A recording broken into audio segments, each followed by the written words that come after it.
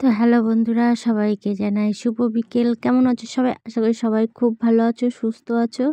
তো তোমাদের ভালোবাসায় আমিও কিন্তু খুব ভালো আছি। তার একটা নতুন ব্লগ নিয়ে চলে এলাম তোমাদের জন্য।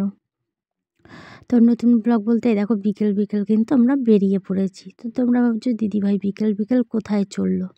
তো যাচ্ছি একটু হচ্ছে বাজারঘাট করতে। তো আমি, তোমার দাদা ভাই আর হচ্ছে আমার ছোট বোন। তো আমাদেরই টোটো করেই দেখো বেরিয়ে পড়েছি বিকেলবেলা। তো এখন হচ্ছে বাজে ওই 4টে, 4:30 মতো। তো বাবার সাথে আমরা 3 জনে মিলে বেরিয়ে পড়েছি। তো বাড়ির কিছু বাজারঘাট করতে হবে। তো তার জন্যই তো মূলত যাব হচ্ছে 3 বাজার করতে। তো বাবাকেও ফোন করে ডেকে নিলাম, আর বাবাও দেখো টোটো নিয়ে চলে এসেছে।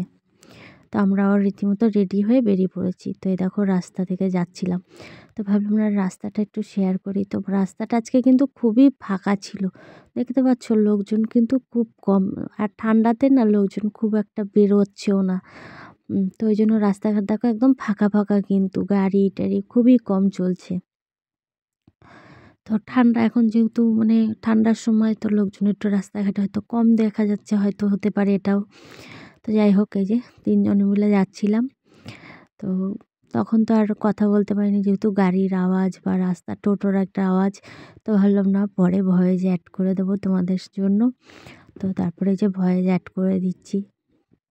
তো চলো ব্লগটা দেখতে থাকো, আশা করি তোমাদের সকলের খুব ভালো লাগবে।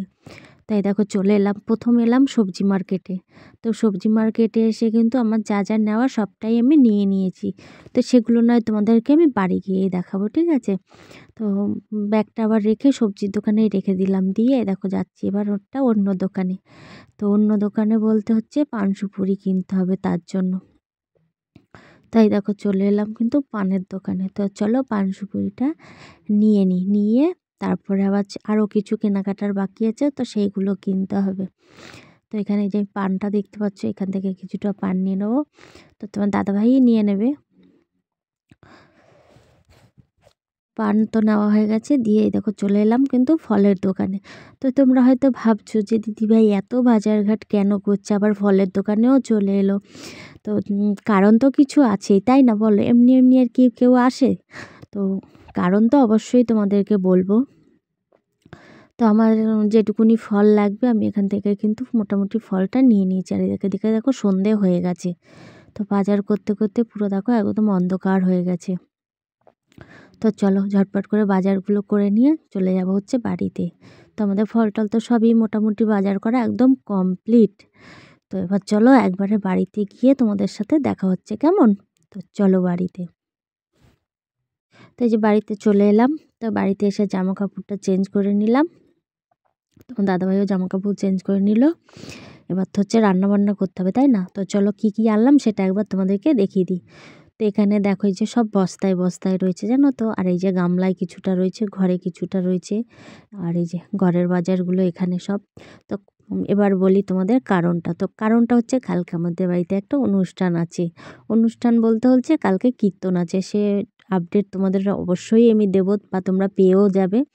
তো যাই হোক, এগুলো গুছিয়ে রেখে জামা কাপড় চেঞ্জ করে রেখে আমি চলে গেলাম কিন্তু রান্নাঘরে। তো আমি রান্না বসিয়ে দিয়েছি।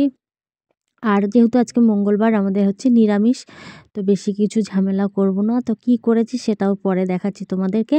আর এখানে দেখো আমার ছেলে মেয়ে সব ঘরে বসে ওখানে গল্প করছিল।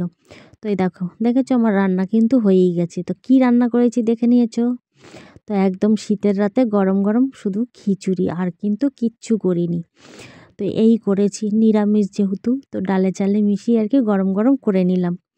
তো কেমন লাগলো অবশ্যই কিন্তু তোমরা কমেন্ট করে জানিও রাতের খাবারটা, শীতের রাতের খাবারটা কেমন লাগলো, ঠিক আছে? তো চলো এই যে সবাইকে খাবার বেড়ে দিয়ে দিয়েছি আমি। এবার হচ্ছে খাওয়া দাওয়া করে শুতে হবে, যেহেতু কালকে ভোর ভোর উঠতে হবে। তো চলো আজকের মতো ব্লগটা এতটুকুনি, টাটা সবাইকে, সবাই খুব ভালো থেকো।